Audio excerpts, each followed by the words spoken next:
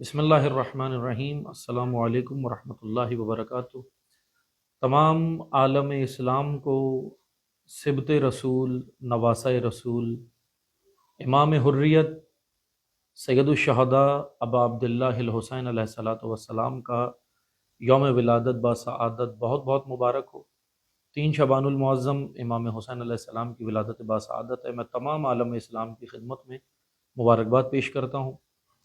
اسی کے ساتھ ہی ایک طالب علم کی حیثیت سے ایک مختصر سا میسج میں اپنی قوم کے لیے، ملت تشیع کے لیے دینا چاہوں گا کہ دیکھیں، امام حسین علیہ السلام کے بارے میں ہم ایک جملہ کہتے ہیں کہ حسین سب کا۔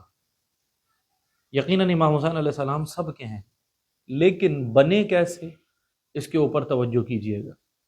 امام حسین سب کے ایسے بنے کہ امام حسین نے سب کو راضی نہیں کیا، امام حسین نے رب کو راضی کیا، اور جو رب کو راضی کرے، سب کی پرواہ نہ کرے، تو اللہ کا قانون یہ ہے کہ اللہ اس کے قدموں میں پھر سب کو ڈال دیتا ہے۔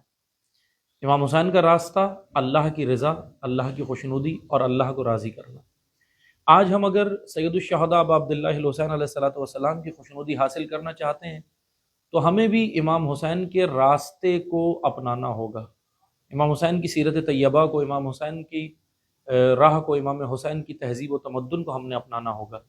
میں ایک میسج دینا چاہوں گا تمام سامعین کی خدمت میں کہ دیکھیں، آج ہمارے یہاں میلاد کا، جشن کا ماحول چینج ہو گیا ہے، لیکن ہمارے بزرگان نے جو قائم کی عزاداری اور ہمارے بزرگان نے جو جشن مناتے تھے، محافل منعقد کرتے تھے، وہ بہت احسن اور اچھا طریقہ تھا، جس کے اندر شعراء حضرات آ کر فضائل اہل بیت پڑھتے تھے، منقبت پڑھتے تھے، محافل ہوتی تھیں اور امام بارگاہوں کے اندر ہوتی تھی اور رضاخانوں کے اندر ہوتی تھی۔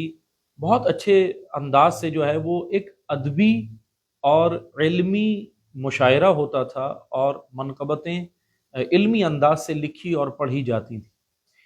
آج تھوڑا سا مسئلہ یہ ہے کہ میں جس کو میں مسئلہ سمجھتا ہوں کہ محافل ختم کر کے اور باہر سڑکوں کے اوپر ڈیگ رکھ کے اور صرف بھنگڑے ڈالنا اور شور شرابہ کرنا، یہ یقیناً یہ خوشی کے اظہار کا یہ طریقہ اہل بیت کی نگاہ سے درست نہیں ہے۔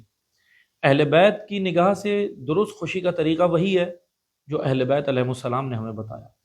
میں تمام سامعین کی خدمت میں عرض کروں گا کہ خدا را امام حسین علیہ السلام کو راضی کریں، ان کی سیرت طیبہ پہ عمل کریں۔ والسلام علیکم ورحمۃ اللہ۔